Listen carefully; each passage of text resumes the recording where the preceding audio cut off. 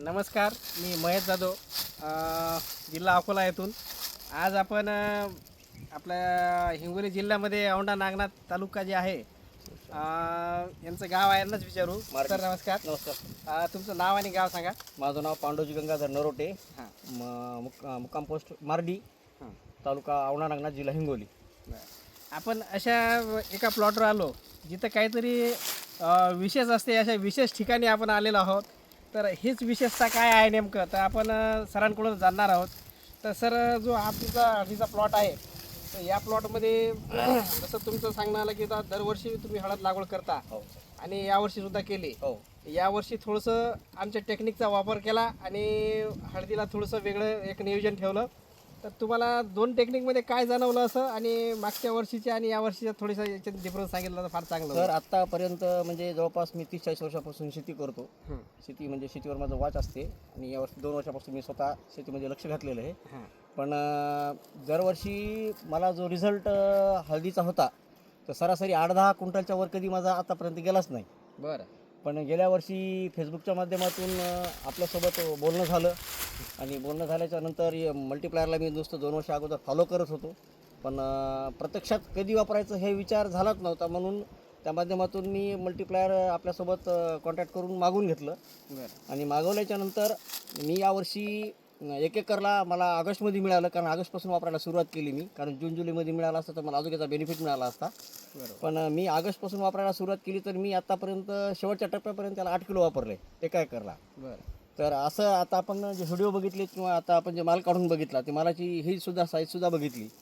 तर दरवर्षीपेक्षा यावर्षी मालाची साईज, मालामध्ये जे कृत्रिमीचं प्रमाण आणि कांडी ही सध्या कुठं असं म्हणजे डंक वगैरे लागलेले नाही.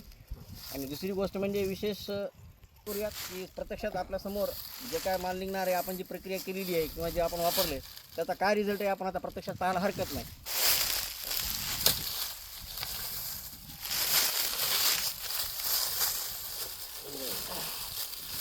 तुटून आला मरा ना अर्धवट आला. अर्धच नाही करायचं, फुटवा तसाच राहिला बाजूला. हे बघा, ही एक कांडी आहे.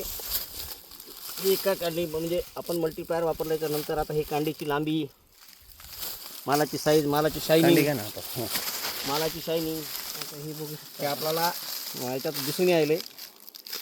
आणि जवळपास एक टिचभर कांडी आहे. आणि हळदीचा सेंट पण म्हणजे सालापेक्षा थोडा जास्त वाटायला आहे मला. ग्रेट. आणि मी फक्त आतापासून याच्यामध्ये 8 किलो वापरले. बरं. दरवर्षी तुमचा हळदीमध्ये रासायनिक खर्च किती होता हां, आणि ते महत्त्वाचं ते एक राहिलं की दरवर्षी मी हळदीच्या म्हणजे आतापासून मी 1 एकरला जवळपास 4 ते 5 कट्टेच वापरलेत 50 किलोचे. यावर्षी यावर्षी दरवर्षी किती दरवर्षी 8 ते 10 कट्टे वापरत होतो. म्हणजे यावर्षी मी 50% खत कमी केलं, कारण माझ्या मनानंच कमी केलं आहे. मी कंपनीने 20% सांगितले पण मी स्वतः म्हणजे 50% कमी केलं. बरं. कारण मला पहिल्या सुरू वापरल्याच्या नंतरच मला ते रिझल्ट दिसायला सुरुवात झाली की बाबा म्हणजे आपल्या ज्या प्रमाणामध्ये जे कंपनीनं शिफारसी केल्या होत्या की हे बदल दिसून येतील, तर मला लगे 8-10 दिवसामध्ये रिझल्ट दिसायला सुरुवात झाली. त्याच्यामुळे मी यावर्षी 50% खत, म्हणजे तुमचा विश्वास वाढला आणि तुम्ही त्या मी स्वतः 100% विश्वास कंपनीवर ठेवला. मला यावर्षी काही बी हो म्हणलं, कारण आपण 8-10 क्विंटलच्या वर जाईत नाही गेलो. आता तुम्हाला या समजा एक कंद आपण उकरून पाहिल्यानंतर काय अंदाज वाटते की एकरी किती उत्पादन निघू शकतं? सरासरी 25च्या आसपास ते यायला पाहिजे सर यावर्षी. म्हणजे तुमचं समाधान आहे असं का? माझं मी भरपूर समाधानी आहे. त्यांना विचारा, त्यांना हे शेतीमध्ये जास्त असतात ते. तर आपण यांना विचारणार आहोत. हे जास्त म्हणजे शेतीमध्ये सर करून घेतात आणि यांची मेहनत असते खास म्हणजे, आणि दरवर्षीचा यांचा हळदीचा अनुभव सुद्धा आहे.